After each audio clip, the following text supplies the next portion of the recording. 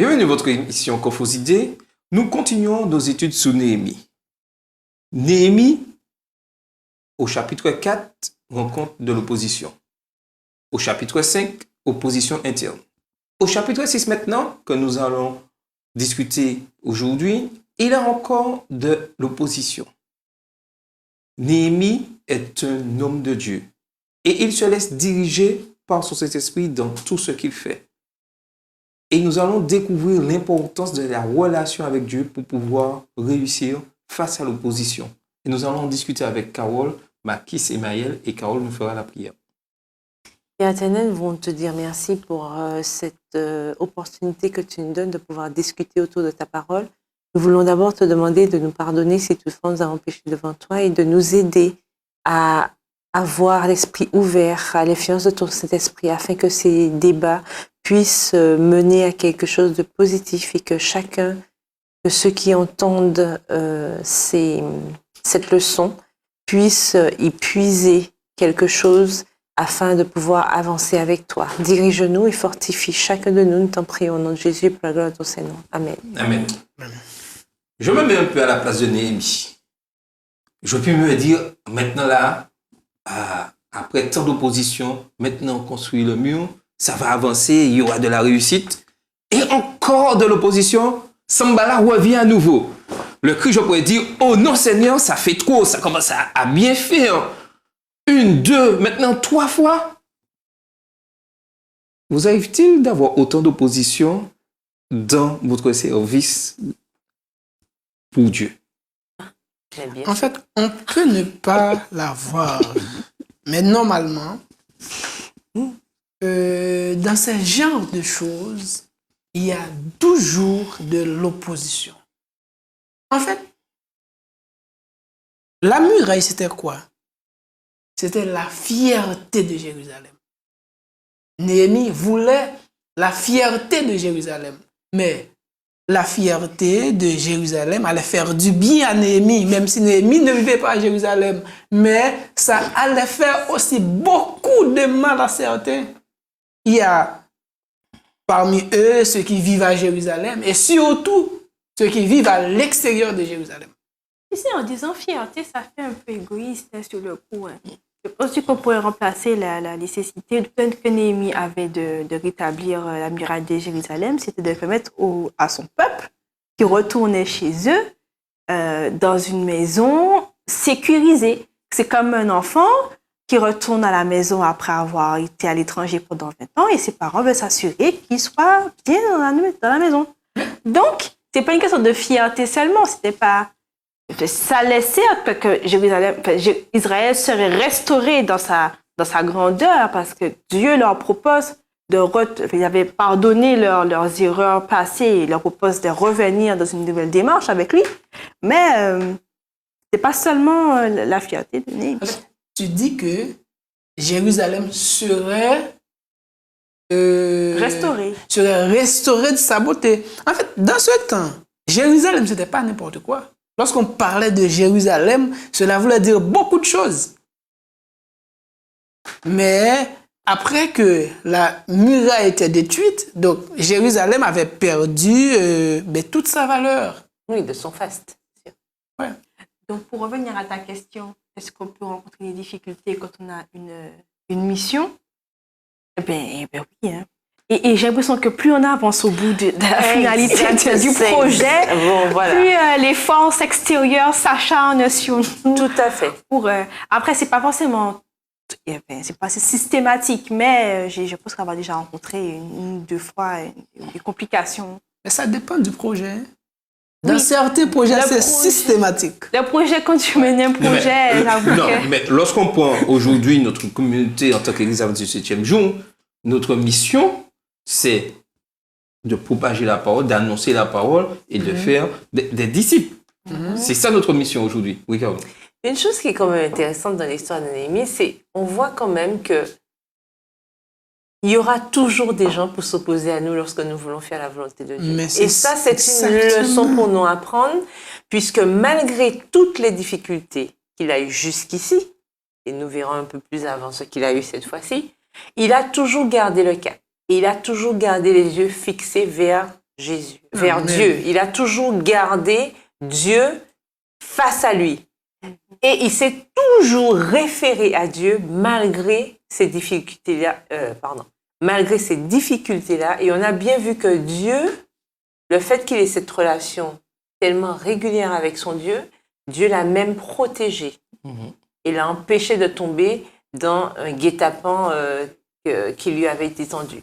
Donc on voit bien qu'il est important, face aux épreuves, de toujours garder les yeux fixés sur Dieu, parce que c'est lui qui nous aide à continuer malgré les difficultés. Et je suis tout à fait d'accord. Et d'ailleurs, ces leçons-là nous servent d'exemple, tant de la façon dont Néhémie gère la situation, mais pour nous prévenir aussi. Parce que Dieu nous a déjà suffisamment avertis dans la Bible de nous dire que vous aurez des attaques tant à l'extérieur de vos fréquentations qu'à l'intérieur de mon temple. On ne soit plus surpris de savoir que nos frères et sœurs peuvent être ceux qui, utilisés par l'autre, nous empêcheront ou essaieront de nous empêcher, qu'on arrête de se décourager quand on a une difficulté avec nos frères et sœurs. Et arrêtons de se dire que je ne crois plus en Dieu parce que si mon frère me fait ça, c'est pas normal. Certes, Néhémie en est encore la preuve aujourd'hui qu'à l'intérieur, que les Juifs entre eux mettaient des bâtons dans les roues pour construire leur propre sécurité, ce qui est complètement irrationnel. Donc imaginons quand nous avons des projets que Dieu nous inspire et que nous avons des confrontations avec nos frères et sœurs dans le projet. Tout à fait. Et là, il y a une subtilité en plus dans Néhémie 6 de cette opposition. Les ennemis de Néhémie, du peuple d'Israël, décident, on ne va pas attaquer. On a essayé, ça n'a pas marché. Crise interne, ça n'a pas marché. Là, nouvelle stratégie, on va faire une grande réunion au sommet, dans la vallée d'Ono. On va réunir tout le monde. Et on peut même dire, on pourrait dire que ce serait une grande réunion œcuménique. Où on va rassembler tout le monde et on va parler. Aujourd'hui, pensez-vous que la même stratégie est utilisée par notre ennemi? Et c'était quoi la stratégie là, de parler? Non, de pouvoir se rencontrer et de piéger Néhémie pour se détourner de sa mission. C'est-à-dire une grande rencontre, on va parler, on va discuter, mais dans le seul but de détourner de la mission. En quoi le fait de discuter là aurait détourné Néhémie de sa mission? Non, parce que la Bible nous précise bien qu'il n'avait pas encore posé les battants des portes. Donc, le travail n'était pas totalement fini. Et ça, c'était pour Néhémie. S'il était tombé dans ce piège, en fait, c'était... De toute façon, il dit bien, ils avaient médité de me faire du mal. Donc, ils avaient déjà de mauvaises intentions. Mais ça a toujours été les ennemis de Néhémie, en fait. Ils n'ont pas changé. Donc, Néhémie savait très bien que une invitation venant d'eux, ça ne pouvait qu'être une mauvaise nuit. Un mauvais coup. Dans un délai. S'il était allé, il aurait au moins 3 jours de retard. Et le retard accumulé aurait mis en danger la construction. Donc, je reviens à ma question. Aujourd'hui, est-ce que l'ennemi utilise la même stratégie envers nous, en tant que communauté, pour nous éloigner de notre mission? Mais bien sûr. Ouais, mais la stratégie, là, c'est quoi? Est-ce que c'est le temps de parole? Est-ce que... Enfin, je ne vois pas vraiment... C'est très subtil. Hein? Mais oui, l'ennemi utilise aussi ce genre de stratégie, puisque à chaque fois, par exemple, qu'on fait un projet et que subitement, il y a des choses qui viennent pour pouvoir empêcher telle ou telle réalisation, on se rend bien compte que la date du projet arrive et on n'a rien encore fait. Parce qu'on s'est laissé happer par telle et telle difficulté, par tel ou autre obstacle. Du coup, on n'a même pas pu réaliser ce que nous devions réaliser. Non mais, le but, quel était le but de cette réunion-là? Le but, c'était de chercher un compromis, à transiger, à négocier et finalement à trouver un accord, quelque chose pour pouvoir détourner Néhémie de sa mission. Puisque on va se rencontrer et négocions. Quand on parle de négociation, il y a des pertes et des acquis et on fait des compromis. On va faire des compromis. Le but, c'était de faire ça. Mais est-ce que dans la construction du mur, Néhémie avait le temps de faire des compromis? Non, il ne faut pas oublier aussi que dans la tête de ces gens-là, bon, je parle des ennemis de Néhémie, dans la tête de ces gens-là, en fait, le fait que la muraille soit reconstruite, c'était vraiment une démarche purement politique de leur tête. Hein, ça n'avait rien de spirituel, Dieu n'avait rien à voir là-dedans. D'ailleurs, un peu plus loin, dans le chapitre 6, on voit bien, ils disent à Néhémie, oui, le roi a entendu dire que bientôt que tu étais en train de préparer ton nouveau royaume, que tu avais maintenant établi des prophètes, que bientôt tu allais devenir roi sur Israël, etc. Donc en fait, ils sont en train de brosser un tableau qui n'est pas vraiment réaliste. Parce que la reconstruction de Jérusalem, c'était quelque chose de purement spirituel et social. C'est-à-dire, c'était pour que le peuple retrouve un petit peu son hégémonie et puis sa relation avec Dieu, etc. Tandis qu'il reste sur le plan purement politique. En fait, pour eux, c'est un nouvel ennemi, voilà. Israël va être reconstruit, ça va être encore être une confrontation, un nouveau peuple contre lequel il faudra se battre, etc., pour avoir des territoires. Enfin, ils pensaient dans ces termes-là. Donc, du coup, dans leur tête, il n'y avait aucun avantage pour eux à ce que Israël revienne. Parce que je rappelle quand même qu'Israël, c'était le peuple de Dieu. Et le peuple de Dieu avait conquis des nations à l'époque. Et comme on dit, le bouche à oreille, ça va vite. On connaissait l'histoire d'Israël. Et quand Israël était debout, Israël le faisait connaître. Et donc, du coup, le fait déjà de savoir, même d'imaginer que le peuple puisse retrouver ses lettres de noblesse à ce niveau-là, ben, ça faisait trembler les peuples alentours. Donc, il était pour eux, à leur avantage, de tout faire pour empêcher, justement, que cela ne se fasse. Et aujourd'hui, nous vivons la même chose, où nous avons un mur à construire vis-à-vis, je dirais, des attaques de la société.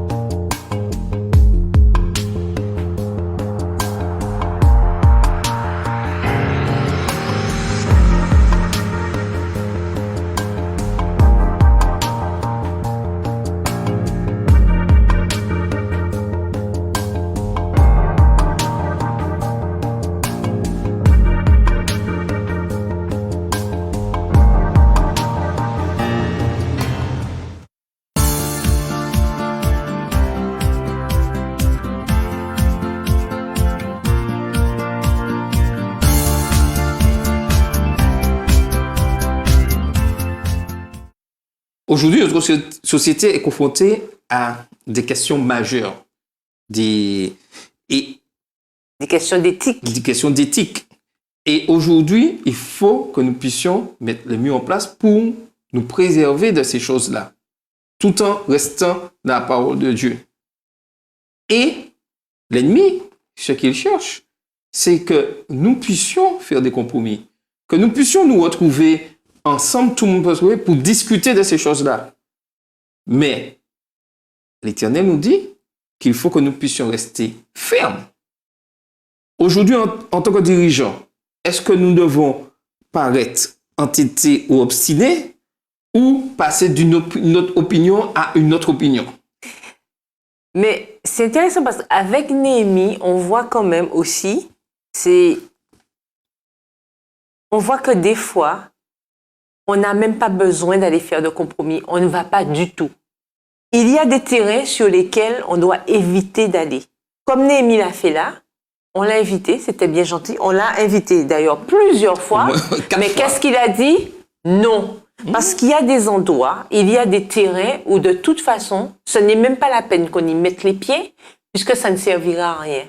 Puisque de toute façon, c'est un danger et il faut qu'on le sache. Il n'est pas question pour nous, en tant que dénomination, il faut qu'on soit conscient de cela. Il y a des choses, il y a des questions sur lesquelles il n'y a pas de discussion.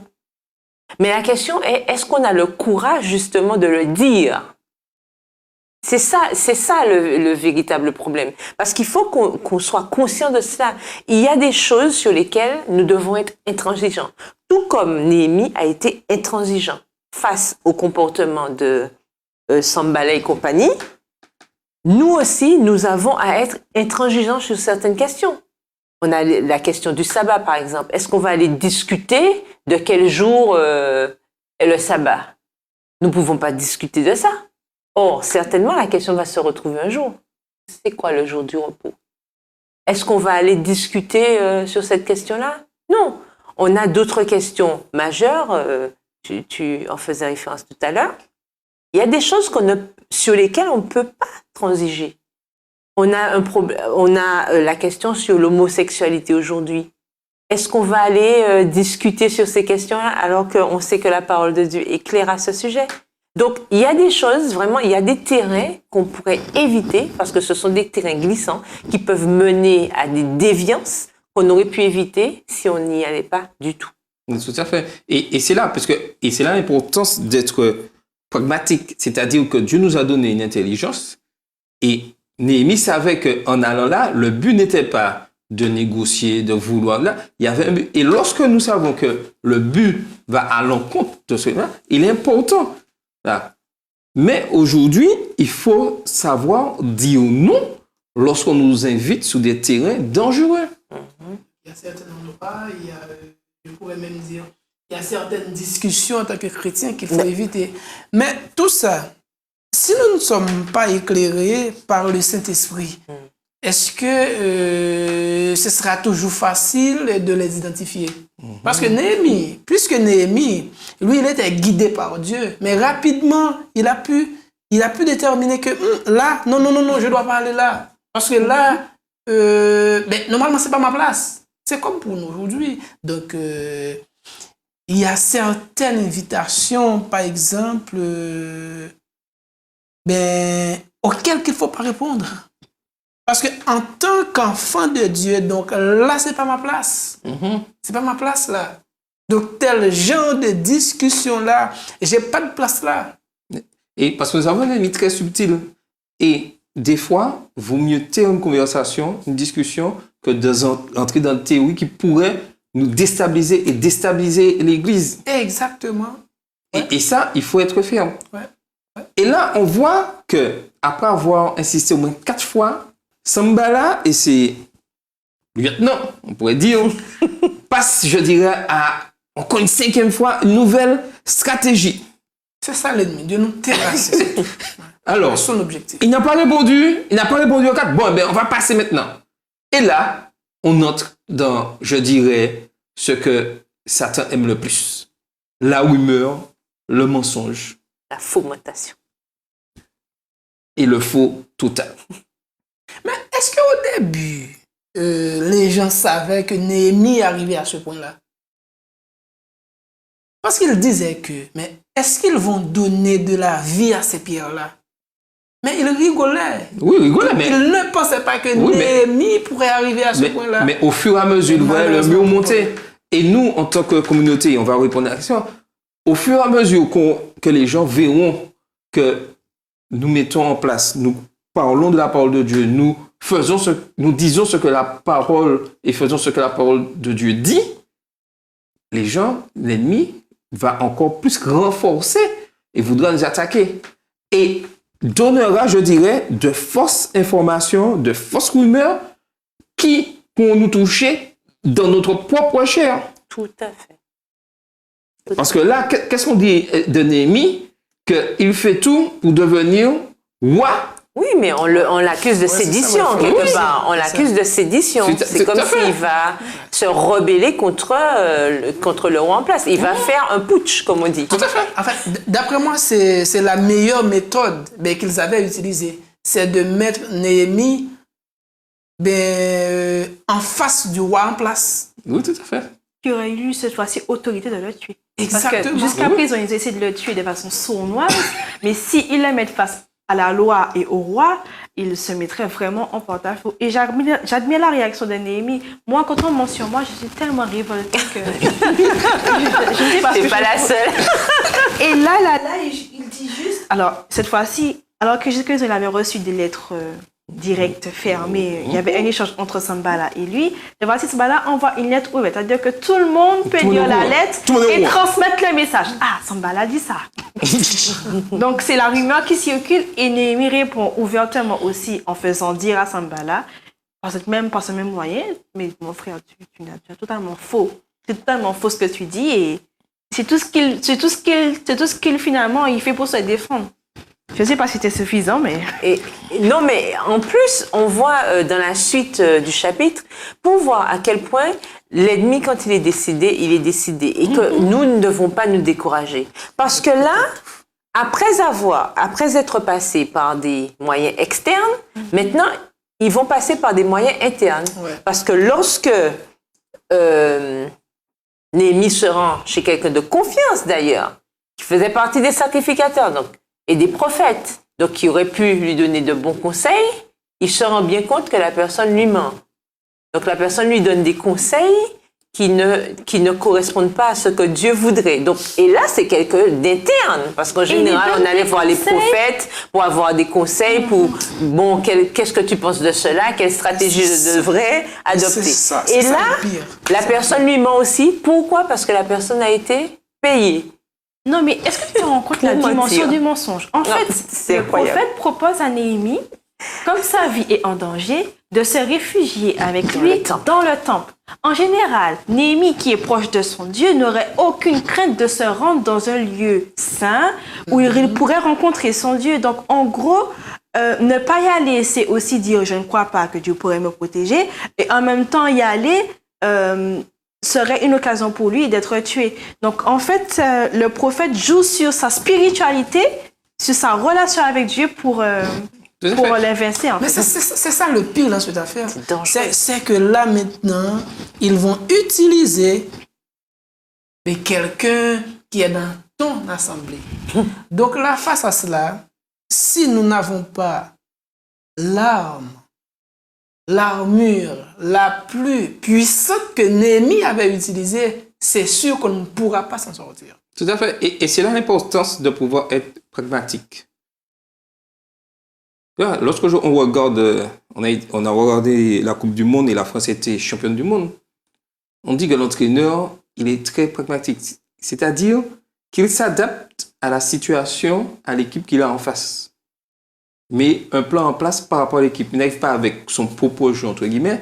C'est-à-dire, on va essayer de... Et il est important pour nous aujourd'hui d'être aussi pragmatique. C'est-à-dire, face à l'attaque, on va répondre selon les cas. Il y a aujourd'hui des compromis.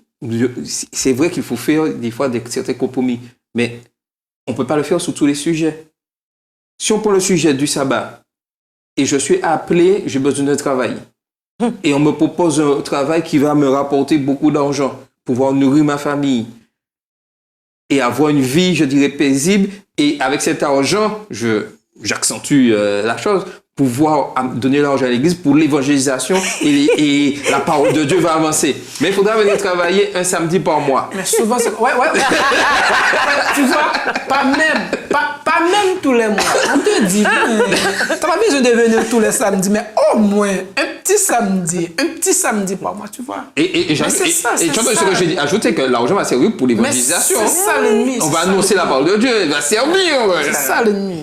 C'est ça l'ennemi. Qu'est-ce que je fais? Donc, dans ma relation et je dirais et avant de pouvoir me marier, est-ce que je vais aller chercher quelqu'un qui partage pas ma foi et dire que je vais arriver à l'évangéliser?